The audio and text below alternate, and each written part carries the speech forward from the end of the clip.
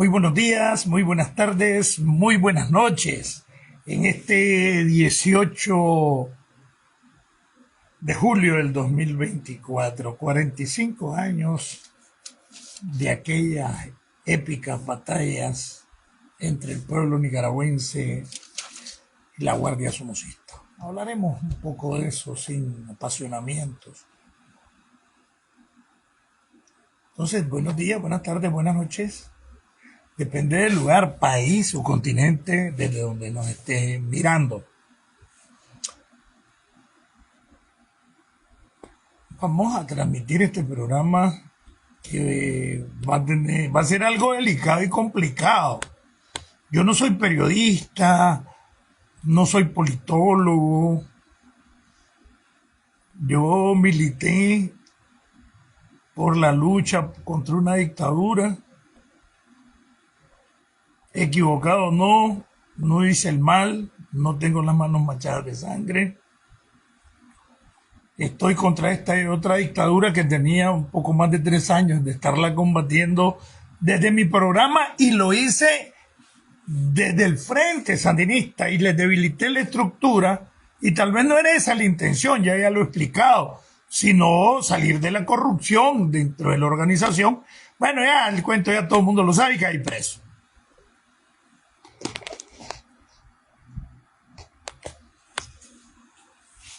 Entonces, ver qué valió o no valió la pena, qué pasó. Popularmente se reconocen 50.000 muertos. Ese es el costo del pueblo nicaragüense por liberarse de la dictadura de Somoza. Sí, hay que analizar esos costos para tomar el rumbo adecuado en esta lucha para derrocar esta nueva dictadura, que es más feroz, es más técnica, es más mafiosa, está modernizada, usa la tecnología para reprimirte políticamente y para cometer delitos. Una dictadura peor.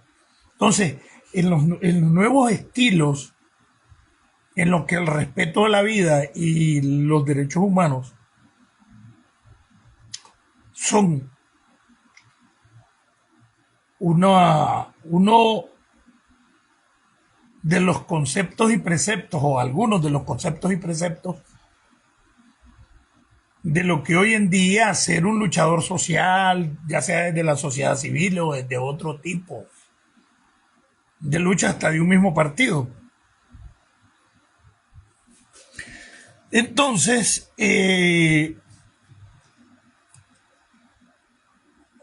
como una medida punitiva, por lo que sea, no puedes estar de acuerdo con violentar ese derecho universal de derecho humano como es la vida, la integridad física. Aquí a veces es bien difícil ver un pleito en Estados Unidos por ese respeto al derecho de tu cuerpo, al derecho de tu naturaleza, de tu privacidad y un montón de cosas. Que hay gente que es vivísima aquí. Ellos saben que si alguien te golpea, posiblemente te gane una demanda o te meta preso. Es complicadísimo darle un golpe a alguien en Estados Unidos. Que hay alguno que otro sector que en alguna medida está alejado del comportamiento social normal y común de la sociedad. Eso es otra cosa, ahí en Nicaragua y en todo el mundo. Y que tal vez ahí no se crea, pero ya en los sectores que han avanzado académicamente, socialmente, educativamente, pues el ajusticiamiento viene siendo, aunque no esté tan así, tan específico, aunque sea una organización que busque justicia y una serie, entonces lo que se llama el ajusticiamiento hoy en día sería un crimen de lesa humanidad. Entonces, todo eso uno tiene que analizar para ver los tiempos. Hoy en día es condenable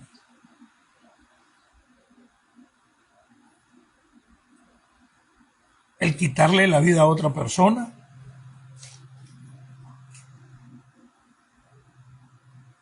si no hay una justificación mayor al hecho de haber cometido eso. Y esa es la única, la preservación, el instinto de preservación que te lleva a la defensa propia. El estado mental, hay una serie de cosas, ¿verdad?, que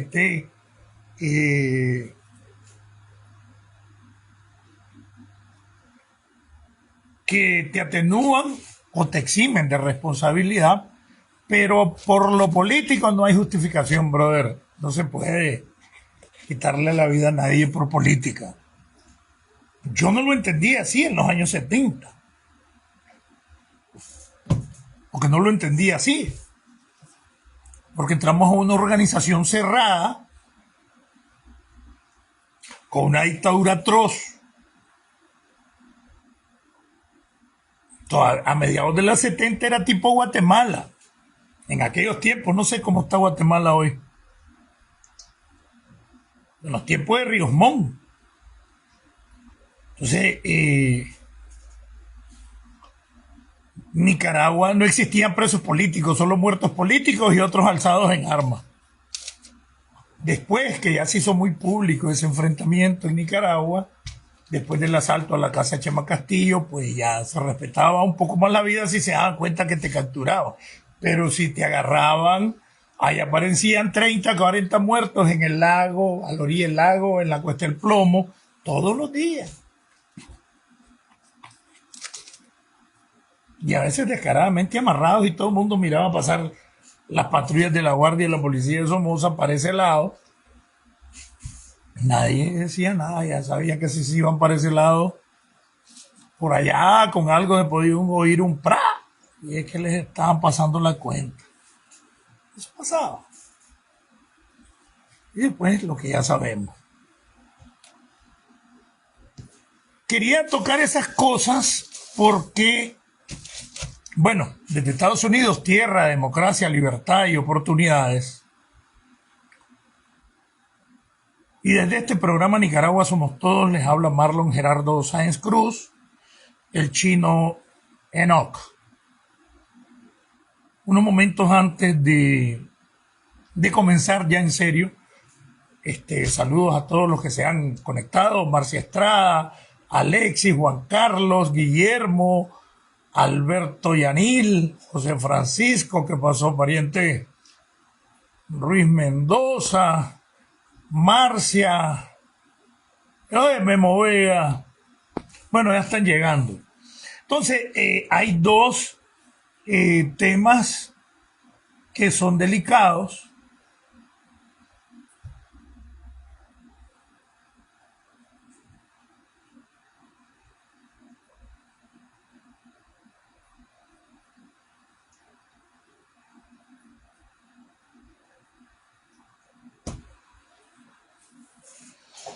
Y es este tema que se está presentando, pero que en Nicaragua tratan de esconderlo y poniendo a la gente en una realidad que en el barrio, que a lo interno se sabe, pero que nadie lo dice.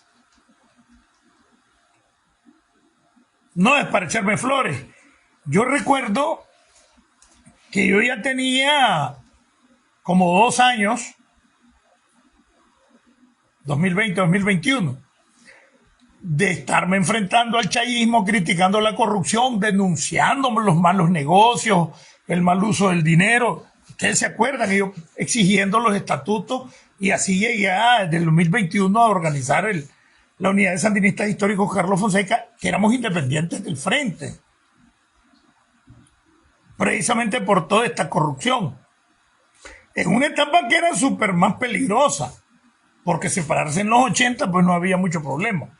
Ahora separarse en un país conmocionado por la efervescencia del pueblo en contra de la represión dictatorial, ya sea económica, social, política o policial o militar, pero represión al fin.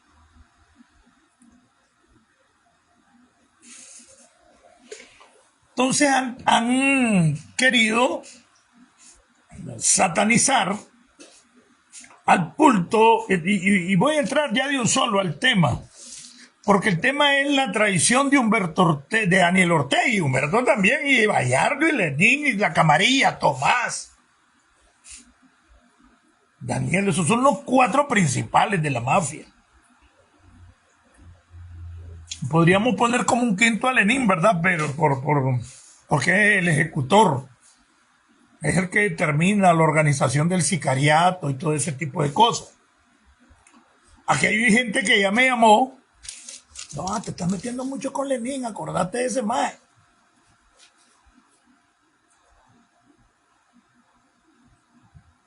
Y yo voy a estar con miedo a estas alturas, en estas condiciones, sin familia, en tratamiento permanente, porque el tiempo ahí metido en esa prisión, en las condiciones que me hicieron, por ser ya de la tercera edad, me hizo un daño casi irreversible. No tan cada día más flaco, ¿verdad? Bueno, por alguna medida está bien, pero por otras no crean que ha sido por ejercicio ni por dieta, que es lo malo.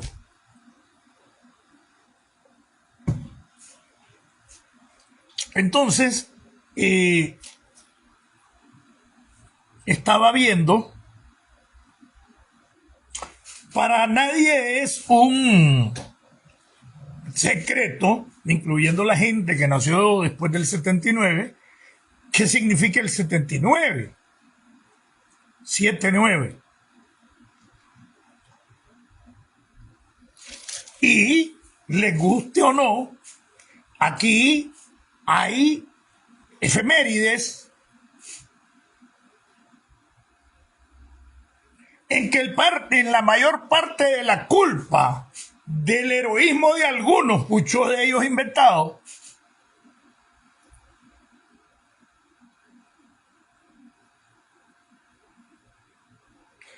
son los que hoy en día tienen posiciones, ya que el tiempo. Entonces, si aquí los liberales no han traído a los a los filibusteros, no se hubiera producido ese tipo de situación que se dio, ni se hubiese dado lo de Andrés Castro, que nadie lo ha podido probar materialmente, porque nos engañaron desde tiempos de que estábamos en primaria en los 60 y decían que Andrés Castro había matado de una pedrada a Byron Cole, que era el jefe de William Walker, que fue el contratista que contrató la falange de William Walker de los filibusterios y que lo llevó por medio de un contrato privado que hizo con los liberales y los contrató como mercenarios, nada que ver con gobierno de Estados Unidos ni cosas por el estilo. Soldados de fortuna de aquel tiempo. Entonces, aquel se les quiso robar el mandado y al verse que los iba a domar a los dos, a liberales y conservadores, se tuvieron que unir para sacarlos y cejarlos de San Jacinto. ¿Cuánto duró eso? 2 años. Casi 3. Ya la lucha en la que nosotros metimos duró 19. Y era de verdad, con principios, con valores, con una serie. En aquel tiempo, los soldados de los conservadores y de los otros eran sus propios peones y mozos, porque no habían ejércitos definidos. O sea, el que le trabajaba le defendía. Así, hablemos claro. Entonces, que no vengan con engañarnos históricamente también. Que nosotros no nos quedamos con la mente del pasado y por eso hoy estamos aquí. Eso es otra cosa, porque eso se llama evolucionar. Imagínense que tuviera la mente que tenía en los 70, tendría en los 60, porque todavía hasta el 79 y 80, el que tenía un teléfono era burgués, aunque no lo fuera, ¿verdad? Y el teléfono público que había, todavía en el 80. Y hoy que puedo platicar con mi mamá si está en condiciones físicas para atenderme y pasar 3 horas volando lengua en 10 segundos me contacta, solo din, din, din. Esas son las diferencias. Maratón es héroe porque corrió 42 kilómetros, creo que fue, y se murió por llevar el mensaje. Y ustedes saben la historia del maratón, ¿no? ¿Por qué? Porque no había otra manera de llevar ese mensaje que no fuera corriendo. Si no había caballo. Entonces, ya vieron, entonces los avances, y si uno se queda pensando en que todo pasado fue mejor, eso es falso. Si no existiera el adelanto tecnológico, yo creo que la depresión fuera mayor. Pero con esta tecnología yo puedo estar en contacto con la familia. Yo lo hago menos por mi situación política, por el sándwich político en que me quisieron acomodar. Y entonces todo el mundo ha venido avanzando y hay un sector del sandinismo que no avanzó. No avanzó económicamente, no avanzó cultural o académicamente. Y eso es que vamos a hablarlo hoy a calzón quitado. Porque a veces dicen, pero hay unos de ustedes que apoyan a este cabrón, que es un traidor. Entonces, bueno, se dio toda la lucha, los sacrificios, y mientras nosotros se metió unos días aquí, no aguantó en la montaña, jalea. En 67, antesito que lo capturaran, lo acababan de bajar de la montaña porque no aguantaba la montaña. Una mierda. Lo capturaron en 67 y entregó todas las casas de seguridad y quemó quiénes eran los dueños de las casas de seguridad, quemó quién era la dirección clandestina. Chivato, un delator, porque las normas del frente decían en la clandestinidad que se consideraba delación cuando vos quemabas a alguien aunque fuese bajo tortura. Es decir, había una tal convicción a lo que te metías que sabías de que si te rajabas y quedabas vivo te iban a pasar la cuenta. Tenías que tener una convicción tan cerrada y adoctrinada, y por eso es que a veces a uno le resultó difícil superar la etapa ideológica. Pero capaz de morirte por lo que creía. Bienvenido Emir, Melvin, Alfonso, José Andrés. Esas eran las condiciones de la época y de la lucha. Tener a gente enamorado, más fiel que evangélicos, que musulmanes. Vayan, mírenos a los sandinistas. Que era un honor morirte por el pueblo y ninguno pensábamos llegar vivos. Pero ese era el nivel de convicción. Que era un deber dar la vida. Y los que estaban arriba de un tiempo, sobre todo después de Carlos Fonseca, o en los tiempos que le pelean a Carlos Fonseca, entonces comienzan ya de Vivianes, ya comenzaron a tener contactos con los que tenían, y no es culpa de los que tenían. Ellos querían tener contactos con los que tenían, y es lo que después se llamó el tercerismo, que por eso es aliado de un sector pudiente económicamente en Nicaragua, pero eso viene 76-77 con el desarrollo del tercerismo. Y ahí es cuando se incrementa en 77 e inicios de 78 la división que se venía presentando sin mucho burum bum bum. Además, yo creo que porque éramos pocos. De esto sabe mucho Irving, porque igual que yo le tocó vivir. Y fue la división de la primera, pues, que fue los proletarios que surgieron de una tendencia que surgió del original, que era la GPP. Entonces, esas cosas también tienen que ver hoy.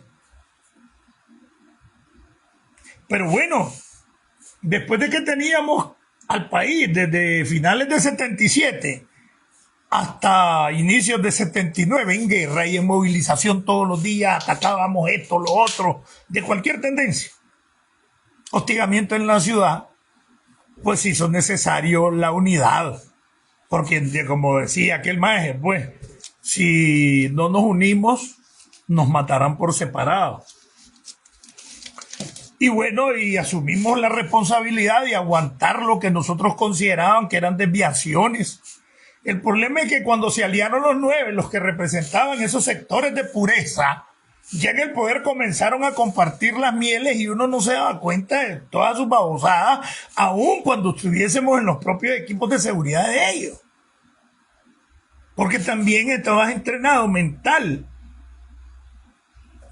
y físicamente para brindar la seguridad y ver cualquier cosa como un atentado. Entonces no estaba preocupado por ver qué estaban discutiendo, ver qué estaban viendo, no, la seguridad, porque el imperialismo y la CIA eran sus objetivos. Así era el lavado de cabeza, ¿ya?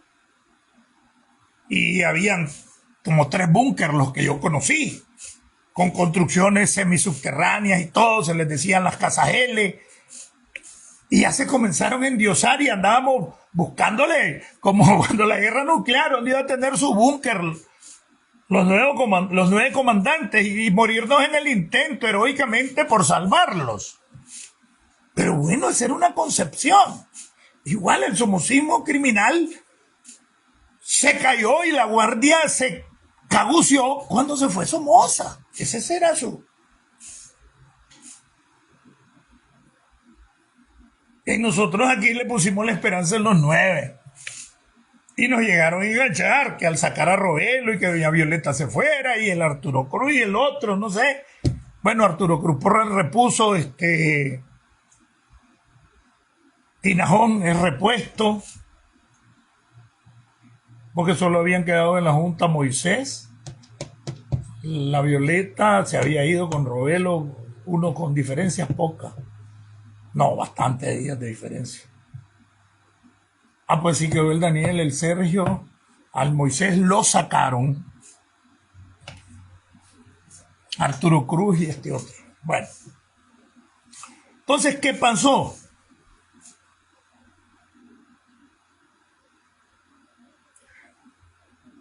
Ya sabemos los cachimbeos, triunfamos. El día de hoy, a esta hora, yo estaba en Buaco, entramos como a las 8 de la mañana a Buaco, a liberar a Buaco, la guardia se corrió antes que nosotros entráramos, y entramos muy de mañana, y bueno, liberamos Buaco. Un vueltón que di, imagínense que la columna nuestra, o brigada le decíamos, desde el Quilambé, a La Rica, al Cerro del Zapote, a Cantagallo, estamos hablando metido en Sinotega, bajando por Yalía, meter a Estelí, Toma Yalí, Condega, La Concordia, San Rafael, yo entré a esos lugares. Llegar a Estelí, el 9, el 16, nosotros, el 9 estaban los otros, los terceristas. Liberar 16 ese lugar, salir el 17, a reforzar Matagalpa, ya habían sacado de una ametralladora que tenían un problema en Matagalpa, fuimos a dormir a Muy el 17, y el 18 le caímos a Huaco. Clase gira, miren. Y triunfamos y toda la vara, todo el mundo nos consideraba héroes, otros se lo creyeron, que tenían autoridad moral para hacer lo que quisieran, como Charrasca, esto y los otros. Otros con psicosis de guerra, porque fueron 2 años duros, 77, 78 al 79, duros.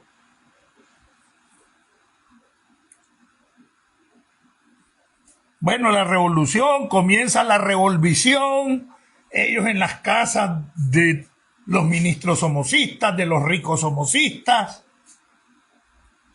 nosotros buscando dónde meternos. Sí, hasta ahí en el 80 que a finales de 79 se me comenzaron medio a ordenar, estas casas eran de somocistas, vivan ahí, pero son del Estado. Y bueno, pero ellos no, ellos ya estaban instalados en las mansiones, con piscinas, con esto, con lo otro.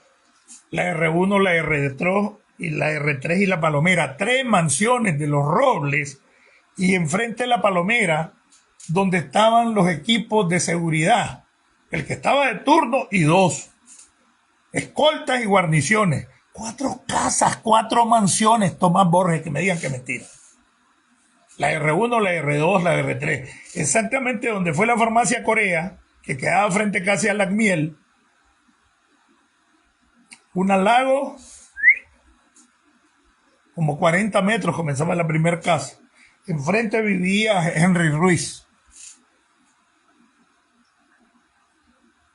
Y instalaron 8 de los 9 en las mansiones de los somocistas. Luis Carrión tenía como casa, no se quedó con casa de somocista, una buena casa porque venía de una buena posición económica que le regaló y entregó su papá, el dueño del restaurante Los Ranchos, don Luis Carrión Montoya. El único que no vivió en casa de piñata.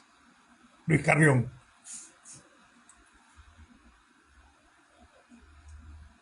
Los endiosamos, la cagamos en esa parte, pero la defensa de la revolución por principios, por valores, y todo el mundo le gustaba, hombre.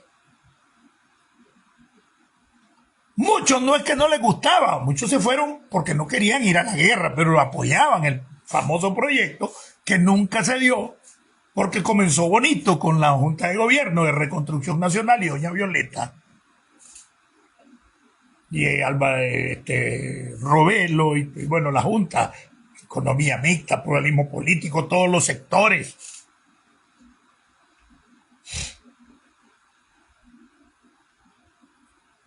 Y el primer pleito, me acuerdo, ya cuando el rompimiento en vivo, yo lo viví. Yo recuerdo Carlos Fernando esa vez alabó al frente. Ese día fue la primera vez que estuve cerquita, el 4 de mayo de 1980, cuando se instaló el Consejo de Estado. Ahí donde es el auditorio de la alcaldía, por donde está la vicealcaldía de Managua. Y ahí el COSEP abandonó el mismo día que se estaba inaugurando. Ahí lograron infiltrar a varios. Ese para mí fue un plan del frente. La iglesia abandonó, los sindicatos abandonaron y todos, y eso fue lo que conformaron como lo que se llamó la derecha en contra de la revolución. Partido Social Cristiano y varios, el PLI, con otros partidos como los Pepes, el Partido Socialista, los Pepes, Partido Popular Social Cristiano, el PLI, no recuerdo qué más, y el Frente conformaban algo que se llamaba el Frente Patriótico de la Revolución. Eran supuestamente independientes, una cuna de agentes de la seguridad eran. Y están varios de los políticos social cristianos, liberales de tiempos de Somoza, y ahí estuvieron por años. En el Frente el PLI, los Pepes, ¿cómo que se llama este otro que acabo de decir? Creo que uno de los conservadores, pero PLI. El Partido Socialista. El comunista, el marxista leninista, ML, todo eso se apartaron del frente. La CAUS, el Frente Obrero, el MOR, o MOR. Y el frente siguió, se impuso la cubanización, se desvió la vara, los supuestos objetivos de instalar el paraíso terrenal como sociedad, la nueva sociedad y el hombre nuevo. Y nosotros creíamos en eso. ¿Por qué? Porque teníamos 16 años cuando nos metimos con esa ilusión que ilustraba que ibas a cortar algodón o que ibas a cortar caño en las vacaciones, que si no andabas chapodando solares, con hambre, hecho mierda, maltratado, porque recuerden que sí es verdad que había la gente. No, fíjate que quienes más te maltrataban eran los que tenían complejo de doña Florinda, solo porque el Papa ya era profesional, pero vivía en la misma barriada, el hijo de puta era diferente que el resto. Y te echaba la guardia y esto. ¿Se acuerdan de eso? Porque tenían una venta, pero vivían en el barrio.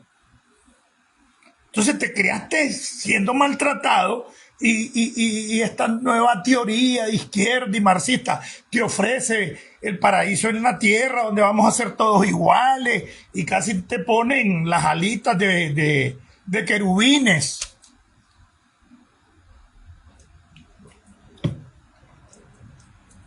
Y se enamora y capaz de dar la vida por esto. Y después entre cristianismo y revolución no hay contradicción, se crea allá a mediados de 70 las comunidades cristianas de base, la teología y la liberación. de la opción preferencial de la iglesia por los pobres, que se dividió por eso. Estamos hablando de los 70. Entonces ya estás unido con sentimientos cristianos y esto, y casi nadie le hace propaganda dentro de esos sectores del marxismo que muchos ya teníamos. Y si no, miren que la gran mayoría de la militancia del Frente no recibió marxismo.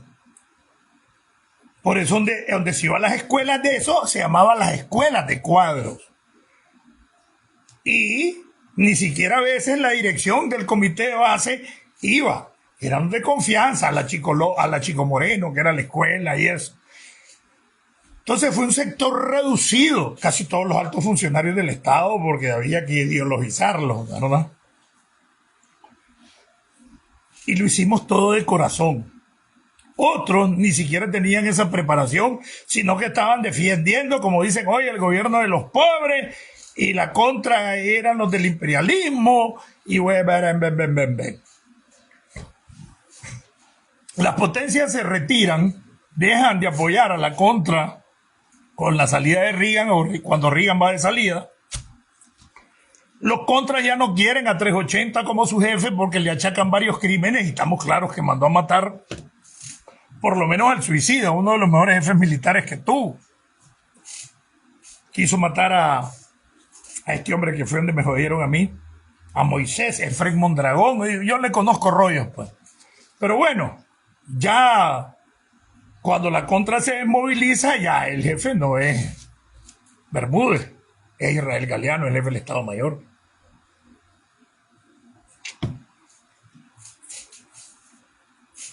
Se dan los pagas, las conversaciones, se acuerdan la amnistía, porque hay crímenes, porque en Nicaragua también habían todo contra Nicaragua desde el punto de vista de Occidente y Oriente, porque era Guerra Fría, de pendejos nosotros ahí, y los otros también.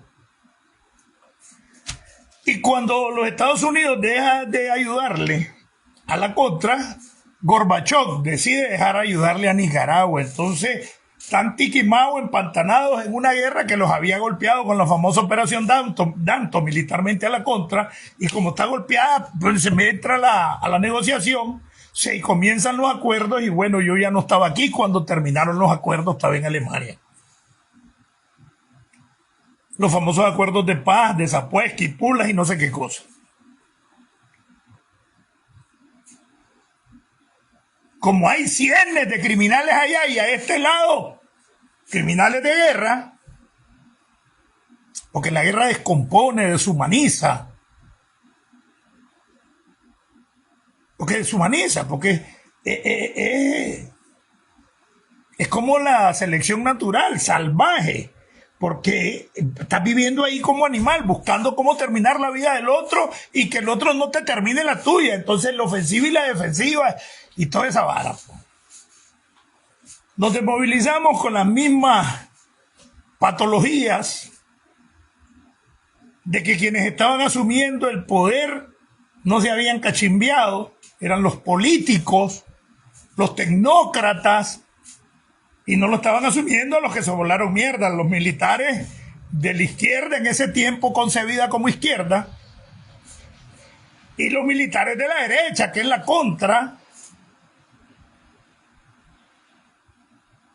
El único era Humberto, pero para imponer los intereses de lo que se había robado, que le aceptaran la piñata, creó la revuelta de los coroneles, ¿se acuerdan? Cuando Pichardo, ellos la crearon, le metieron las pequeñas unidades de fuerza especial, y si se murió alguien era porque no sabía y lo utilizaron. Pichardo también se prestó a esto, y Humberto puso mano dura y lo controló y le demostró que el único que podía controlar el ejército era Humberto, y tenía que quedarse Humberto como jefe del ejército. Para mí que ya estaba acordado, sino que hicieron todo eso como una pantomima para dar a creer.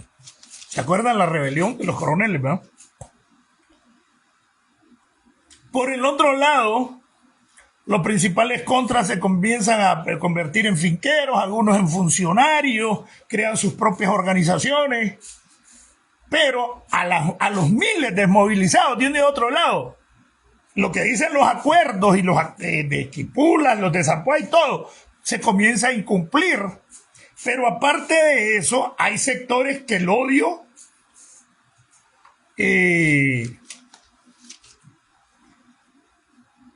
los mantenía, que como que todavía estaban en la guerra, se alzaron, comenzaron a matar. Primero los contras, se armaron como recontras y comenzaron a matar a los compas en las comunidades. ¿Cómo que se llamaba este? El veloz, el primero, aquel, el caminante, el vengativo, ¿cómo que se llama?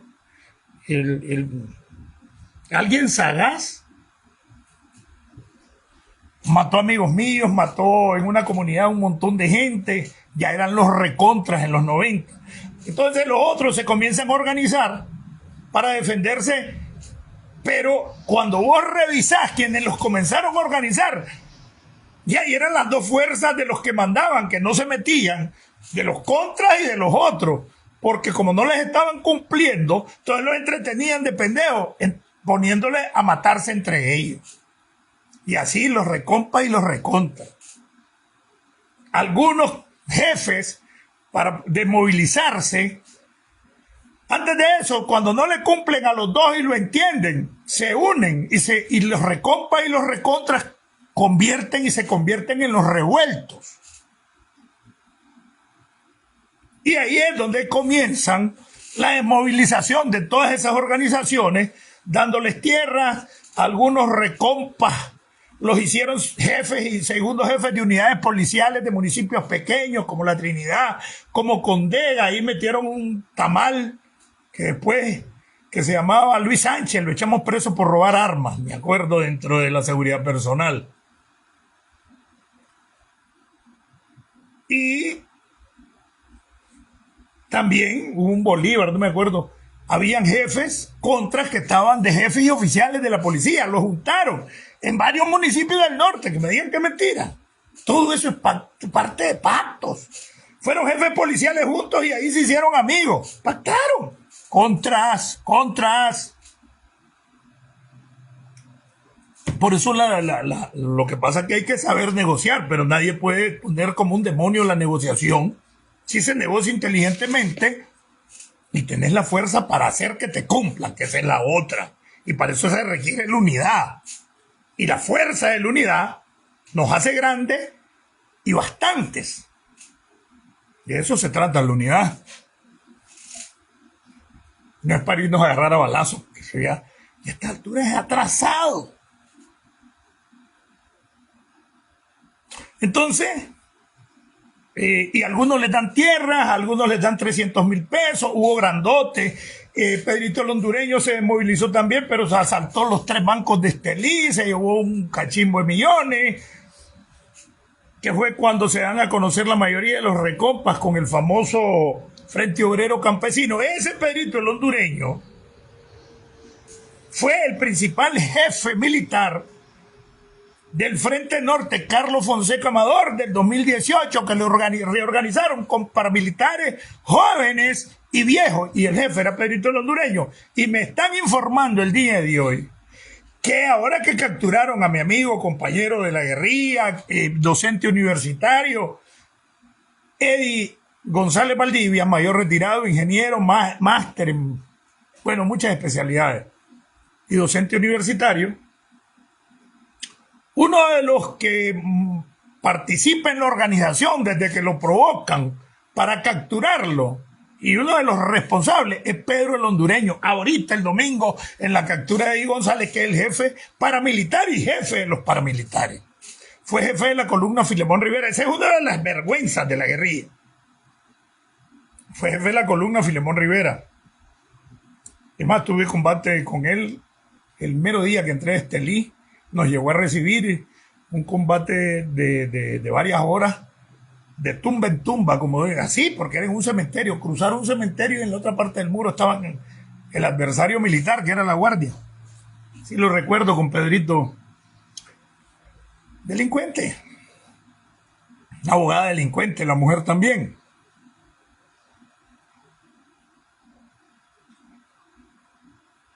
Y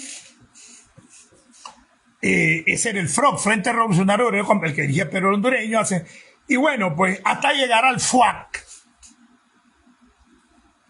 El FUAC se fue mucho de boca, en determinado momento tenía razón, pero no habían profesionales, no habían gente que fuese más allá de la fuerza que tenían allí, y ese es un problema que el Frente sí lo resolvió. Porque yo me acuerdo que cuando pusieron los jefes de las 9 unidades de la Brigada Santos López, escogieron casi solo a los universitarios. Ahí hicieron a Julio Avilés, creo que la 2. La columna número 2 de la Brigada Santos López, Julio Avilés, que le tocó ir a liberar Darío, por cierto. Entonces,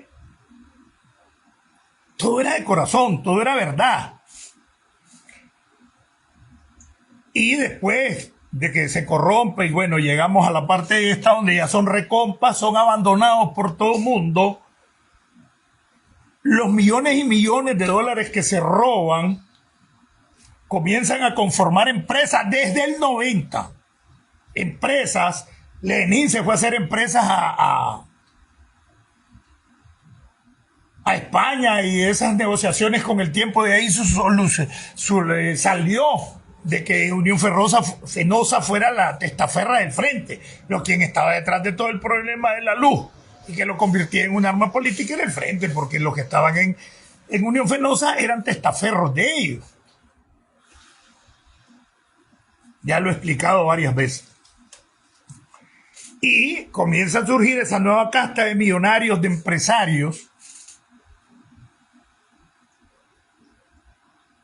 prácticamente desde el 90, y negociando para sobrevivir con las empresas. Surge ya el negocio de los militares sin impuesto, que es en el Instituto de Seguridad Social, de Prevención Social Militar, el IPCM, y se va estructurando a nivel del Estado, ¿verdad?, toda la estructura del poder, y se reparten el feudo militar, el feudo policial, el feudo de seguridad, y ustedes, los violeteros, se quedan con la parte civil. Nuestras empresas, nuestros robos son estos. Ya vieron que el ejército solo lo puede controlar Humberto, porque si no ha controlado a esos coroneles, les dan golpe de Estado. Humberto queda como jefe del ejército y va a garantizar, no lo que garantizó. Y para la paz, esto también, preservarle los bienes aquí a mi hermano, a sus comandantes de la revolución y los brothers, ministros que piñatearon. Hubo ministros que no. Los jefes militares en retiro que quedan con esta hacienda, con esta finca. Y se repartieron Nicaragua en el 90, con la veniada del violetismo. Se enyuntaron Humberto con Toño Lacayo, hicieron todo. Los contras en quiebras, en hambre, unos 3, 4 que los engañaron con chochaditas. Hubo un momento que yo tenía como 4 o 5 fusiles en la casa. A todos los que fuimos medio jefes nos quedaron fusiles, ustedes saben. Y no porque nos dieran, es porque nos los llevamos, porque nos chiviamos. Porque nadie nos los dio, fue que teníamos. Nos los llevamos y punto. ¿Se acuerdan de eso? Y yo que vine casi un año después de que el frente perdió, y todavía me llevé mis fusiles a mi casa. Y hubo una crisis económica que inventaron la Brigada Especial de Desarme, que la mayoría de los viejos militares fuimos a vender las armas, ¿se acuerdan? Te las compraba la Brigada Especial de Desarme, un programa, no sé por quién era financiado, y yo vendía el arma para el desarme de la guerra, ¿se acuerdan? 91. Ahí vendí las armas yo, los fusiles, por lo menos las armas largas.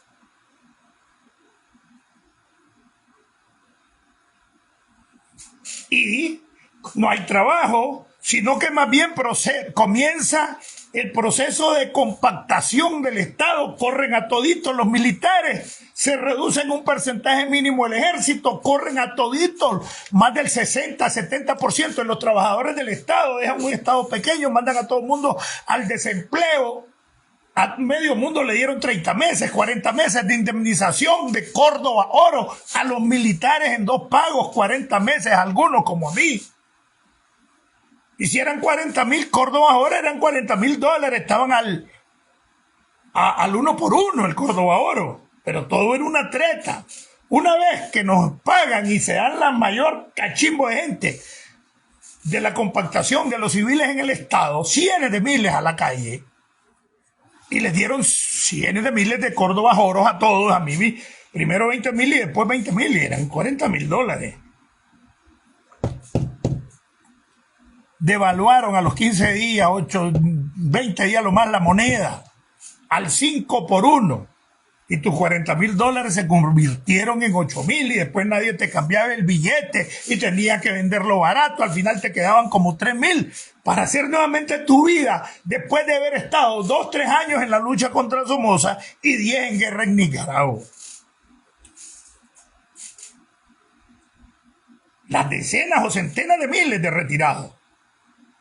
Y el grupito con las grandes fincas, las grandes empresas, después institucionalizan el Ejército Nacional o de Nicaragua, como se llama ahora, hacen el BINE, hacen el nuevo Campo Marte, que es la venta libre en los comercios militares para ellos o sus allegados. Ahora le venden a todo mundo cuando son funcionarios del Estado y a los amigotes, y comprar más barato que afuera, porque a mí yo iba a comprar los juguetes de los niños, de la actividad que le hacía a los niños en diciembre, a los niños de mi pueblo. Y ahí ya comenzás a hablar que el general tal cosa, mira que es que la finca tal, mira que el negocio tal, que la empresa tal. Y ya en los 90 ya son ellos también litigando por grandes proyectos, ya ellos en los 90.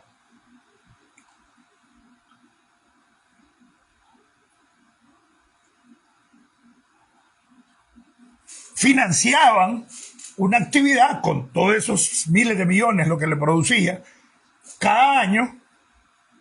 El 19 de julio, el aniversario de la liberación de un pueblo, mandaban el real, la movilización, el guaro y la mierda. Y si no mandaban el guaro, al grupito que coordinaban le daban reales y ya invitaban al histórico, a esto, y ya lo hicieron héroes, le tomaron fotos. Eso lo hicieron todos los 90 y parte de los 2000 y lo siguen haciendo. Y así tienen engañado a unos grupitos. La contra igual en la perra. A la contra le dieron tierras, a los recompas también, a los retirados, bueno, a los revueltos, pero no había ningún organismo que los financiara las cosechas como siempre se hizo. Entonces comenzaron a vender las tierras a precio de guate mojado, se bebieron el guaro, no estudiaron, y mientras que la gran mayoría de los que casi no teníamos nada más que una casita, 3/4, nos pusimos a estudiar y vivimos de esto y no volvimos a trabajarle al Estado ni nada. Y de esos sectores donde salen los sectores más avanzados de lo que fue la fuerza del sandinismo, los más tendientes hacia la democracia, y un sector en el cual comienza a entender que te robaron, que te asaltaron, que se hicieron empresarios, y un montón de cosas se separan desde el 91, 92, 93. Y en el 94 efectivo surge el MRS. Y hasta llegar hoy en día, pues,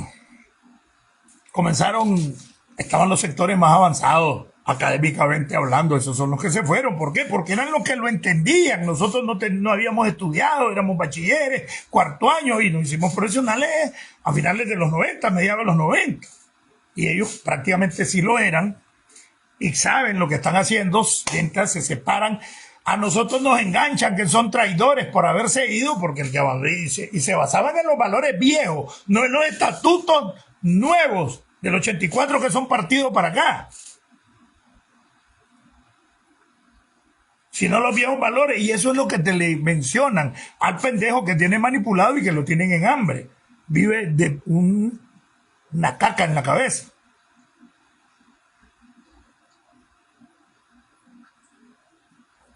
Pero dentro de ese paquete quedaron 50.000 muertos para liberar y que ellos fueran los 9 comandantes. Quedaron como 30, 40.000 en la guerra de los 80. Y toda esa sangre fue traicionada por un grupo de contras y Daniel Ortega mayoritariamente, porque nos abandonó, que cada quien viviera su vida y ellos se quedaron con los millones. Y los que combatimos fuimos nosotros, los que tenemos heridas somos nosotros, los que vivíamos en el barrio éramos nosotros, los que vivían en la estratosfera eran ellos, que vivían como magnates y siguen viviendo cada día más. A nosotros nos dejaron con el cuento de ser honestos, de ser modestos, de ser austeros. Habían competencias de entre instituciones, de austeridad, para no gastar. La papelería. Una vez fuimos vanguardia de ahorrar combustible. Entonces nos quitaban los carros todos los días y nos íbamos a pie a la casa. Y el sábado hasta el lunes, que regresábamos a pie, agarrábamos el vehículo y a veces teníamos que hacer trabajo los fines de semana, porque en el ministerio así era, el interior. Y ellos manejaban todo arriba, así centralizado, porque los ministros no mandan nada, es el grupito de la mafia.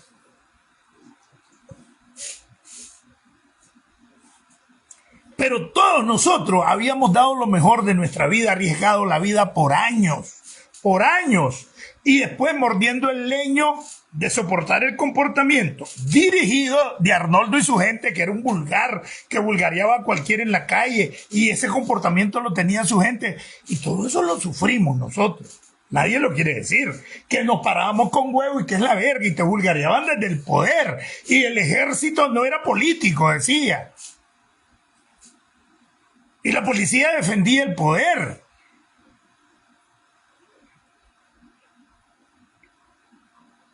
Y el poder de ellos. Pero a los grandotes de la oposición, que era el frente, no le hacían nada. Éramos nosotros quienes mordíamos el leño, quienes nos turqueábamos con los antimotines, éramos nosotros. Ahí hay cachimbo de video donde sale el chino dirigiendo la brigada de choque del 6%. Turqueaderas en vivo. ¿Ellos qué? Y nos damos cuenta en el camino que le dan 500 millones a Daniel, el Gaddafi de regalo, para que se mantenga en la lucha de la oposición. No gastó nada. La lucha del 6%, que era lo más grande en ese momento, con el mismo presupuesto de la universidad, como se paraba en la universidad, no se gastaba en nada. Entonces, para la lucha y la movilización, la comida de los manifestantes. Así era. El Farrell de Vallejo, la propia cooperativa manteniendo la lucha y el frente y los 500 millones, más todos los miles de millones que se habían robado en la piñata, ni un real para la lucha. Salió del mismo estado. En los 90 también.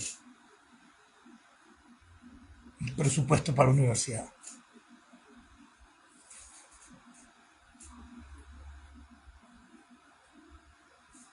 Pero nosotros no lo mirábamos así, lo mirábamos como una gran audacia, porque estábamos luchando contra el capitalismo, ¿cómo se llama? El neoliberalismo, los aliados del imperio.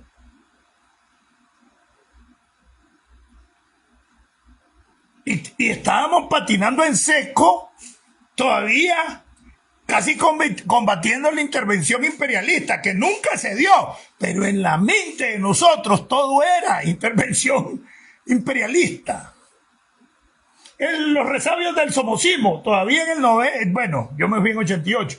En 88, esos son resabios del somocismo, y había 9 años de haberlo derrocado. Y esos cuentos ideológicos todavía los mantienen en la cabeza.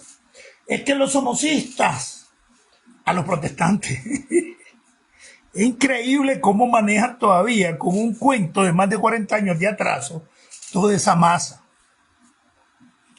Pero vemos algunos que no nos gustaba, que vimos lo que nos estaban haciendo. Se llegó al poder, ahí fue peor porque creíamos que nos iban a dar espacio, que iba a ser la Chayo, pero no porque Daniel era el más bueno y la Chayo era la mala, sino que Daniel convirtieron en la mala como una misión de la Chayo, pero el poder lo tiene Daniel, lo tiene Bayardo, lo tenía Tomás, lo tenía Lenin Sergio, Humberto Ortega. Los otros restos del comandante de la revolución eran gatos. Desde antes.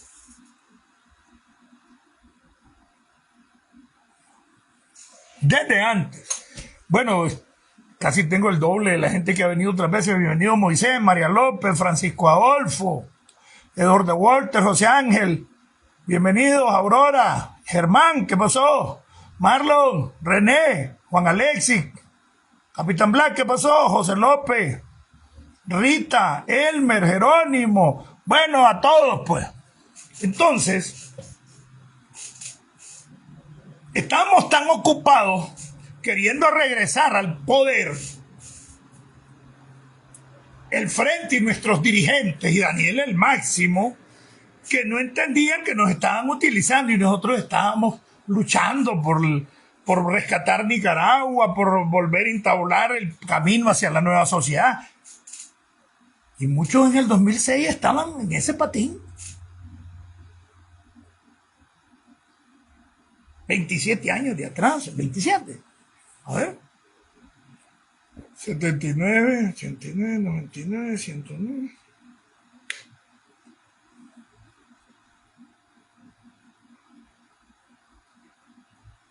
29 años. ¿Por qué? Porque los que decidimos agarrar por el estudio esto no somos ni el 10%, ni el 5%, creo. El resto agarró el dinero de la indemnización que los quebraron haciendo la maniobra de la devaluación de la moneda. Ya se las expliqué. Todo eso lo hicieron Humberto Contoño Lacayo, lo dijo de puta.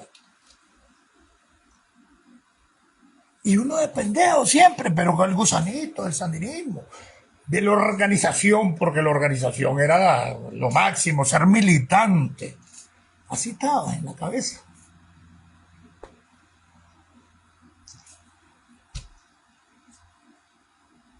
Seguí en el 2006 y ahí es donde comienzo mi análisis, ya pensando como oficial que fui, nos la metieron. Comienzan, les digo que si me van a ubicar en algún lugar, no me quisieron ubicar, me ofrecieron un trabajo en el MIFIC. MIFIC sí, pero no. Ganaba más siendo abogado particular y nadie me mandaba. Yo no he tenido ningún cargo en el Estado desde el 91 que salí del ejército.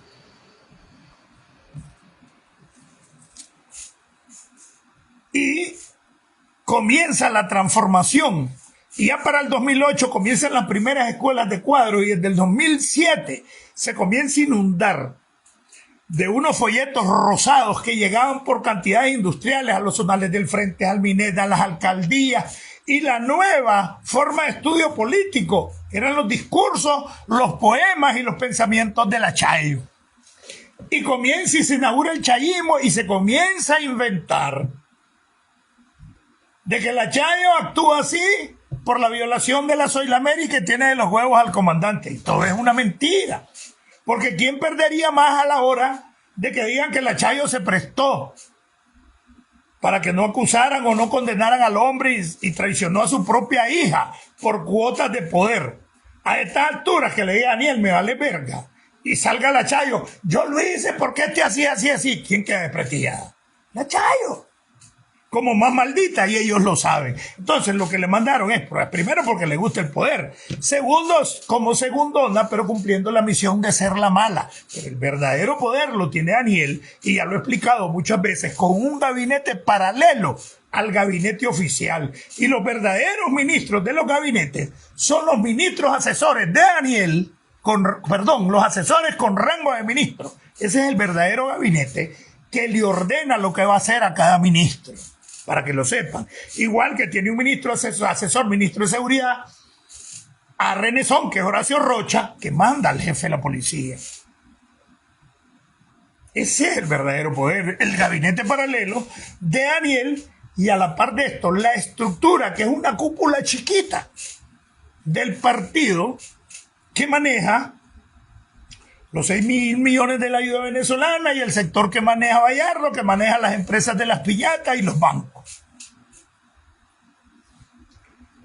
Ya llega menos de un 1% rico del frente, con más del 99% de pobres dentro del frente, pero llenos de ideología, llenos de paja mental, ideológica, y se convierte en una fuerza que han estado manipulando por años, hasta que algunos comenzamos a decir no me gusta esto, no me gusta lo otro, no nos íbamos del frente, creíamos en los estatutos que se podían implantar para recuperar, bueno, hasta llegar a la cárcel. Hoy en día, el 90 y pico del sandinismo histórico está fuera de las estructuras dirigenciales del Frente Sandinista y del gobierno. Porque como tienen, aunque algunos anacrónicamente, pero tienen principios ahí que deberían de aplicarlos a los tiempos, no haberse quedado ahí, que ese es el problema de varios. Pero tienen, al final de cuentas, principios y sienten rechazo por ese comportamiento nepotista, por ese comportamiento de enriquecimiento ilícito, por ese comportamiento de apoyo al crimen organizado, del tráfico de influencias con las licitaciones y todo eso. Hay feudos en cada alcaldía y todo el mundo lo sabe porque es descarado. Y la gran mayoría con las ideas metidas de si los denuncian vas a debilitar el partido, entonces esto es traidor y tapando la corrupción. Otros que quieren, pero como ya se ha venido a imponer después del 2018 la represión militar y policial, tienen miedo y va avanzando. Y como en alguna medida existe el principio de justicia en ese sandinismo histórico al que yo pertenecí, nos comenzamos a hartar, comenzamos a salir, yo en el 2019, otros después, Eddie González Mayor, mucho antes del 2018, se agarró a balazos el domingo con la policía, se dice que mató a 3, oficialmente solo están regando la bola de 3 heridos, nadie sabe dónde están, pero sí sabemos que están en el hospital Roberto Güemes, que es la información que nosotros manejamos, y que Eddie está con el tabique nasal fracturado, con heridas y fracturada la costilla, y lo tienen en el infiernillo o en el chipote, que son las dos informaciones que manejamos. Está desaparecido. Entonces sí se está dando una implosión en la que la gran mayoría del verdadero sandinismo histórico no se mete en nada, no lo dejan participar, pero no dice nada, se ha quedado callado, ha sido cobarde en alguna medida. Algunos cuantos nos manifestamos que veníamos de ese sandinismo y hoy estamos pagando las consecuencias, desde la prisión hasta estar aquí. Entonces hay un alboroto y les niegan el derecho a los estatutos.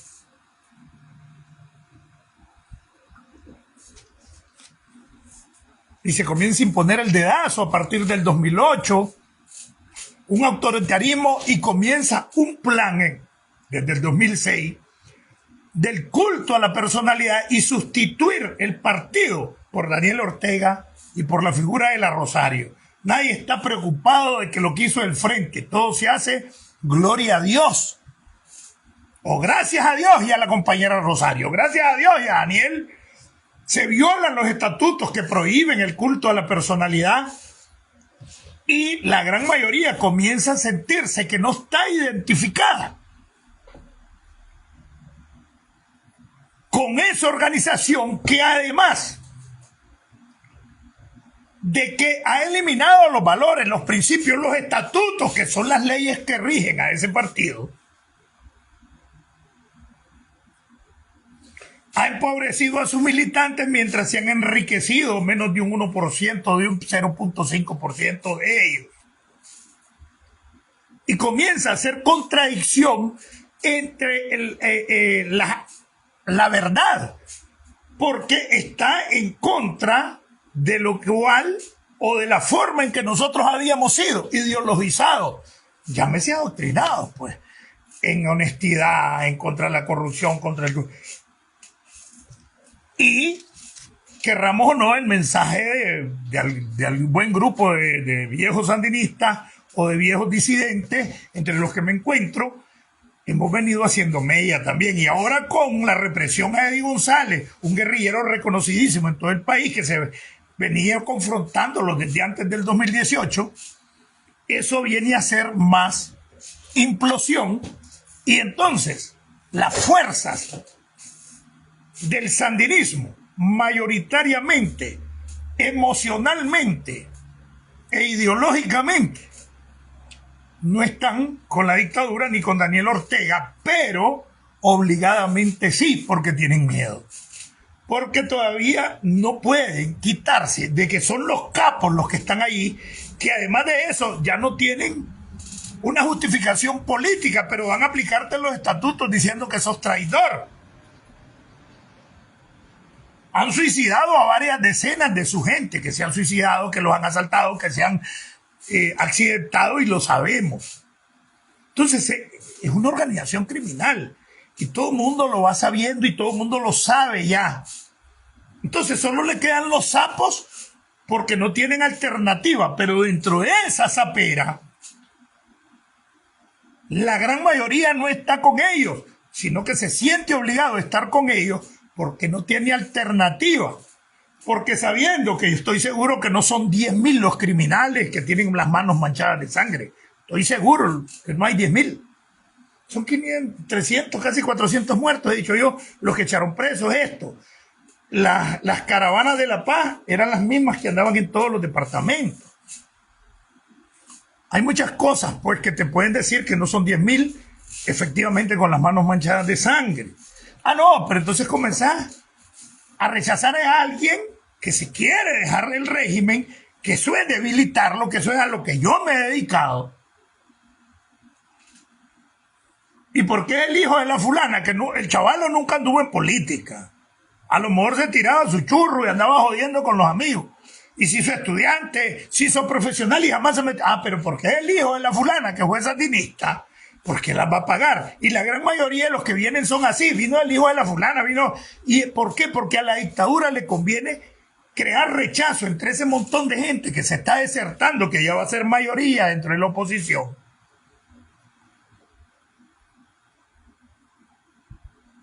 Y mantenernos en pleitos en el exilio. Todo eso se presenta. El otro problema, no solo el ejemplo de Eddie, el robo descarado. Gallardo, ¿cómo es? Gerardo Arce Avilés era el portero de una discoteca en Condega y ahora tiene la mayor finca del pueblo. Se mandó a adoquinar parte de los caminos a su finca con adoquines de la carretera Yalí, con medios de la alcaldía, siendo alcalde. Y hay varios capos económicos también, hay coyotes, 2 o 3, que se dedican al tráfico humano, coyotes. Ahora están traficando con parol, andan consiguiendo patrocinadores, ustedes saben el sistema del parol humanitario. Entonces es la misma mafia. Cierran 5 consulados o 4 consulados aquí, incluyendo Los Ángeles, creo que Houston y San Francisco. Pero en todos esos lugares quedó la mafia, el consulado, o sea, la gente que trabajaba con el consulado, y todas las gestiones migratorias que se hacían en el consulado, las podés hacer con esos maes si pagás tantos dólares. Entonces la corrupción la trajeron también aquí a Estados Unidos. Hay gente que trafica trayéndote el pasaporte, sacándote el pasaporte, y con cualquier autorización consular la consigue en los otros consulados, y el mae está viviendo de esa corrupción aquí. Así funciona. El crimen organizado es un degenere. ¿Hace cuánto tiempo ustedes no ven que la policía presenta que los 500 kilos que quebró los está destruyendo y los está incinerando? Inclusive el último quiebre de varias manzanas de marihuana, sacaron las manzanas, así apiñado, y ahí se ven los campesinos que van y nunca destruyeron la marihuana. Entonces, la policía quiebra la droga, se roba los reales, porque también quiebra reales, o muchos dicen que es que les pagan. Y cada vez que hay un quiebre grande de droga, el mercado nacional se abarata la coca, dicen que les dan más de lo que vale, porque hay mucha droga, entonces está en poder de la policía, y los narcomenudistas trabajan para la policía, son los principales orejas de la policía, por eso son peligrosos, los narcomenudistas de Nicaragua. La mayoría trabaja con la policía y la dirección de drogas.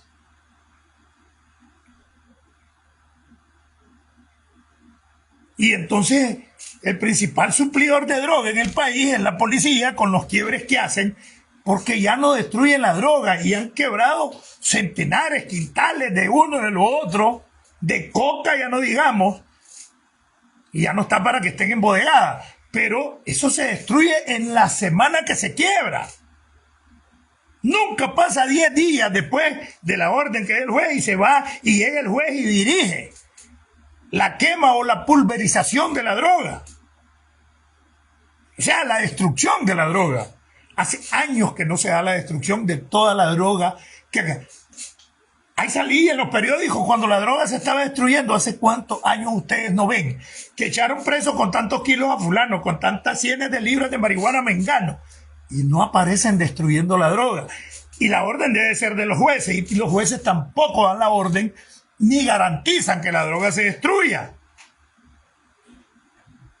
Entonces es un crimen organizado entre todos los funcionarios del Estado. Entonces un Estado corrupto, un Estado botín, negocian con los documentos de nacionalidad y convierten a árabes en nicaragüenses. Ya se los explicaba cómo lo hacen la vez pasada. Uno de los principales implicados en eso es Pedrón, José Dolores Talavera, Lolo.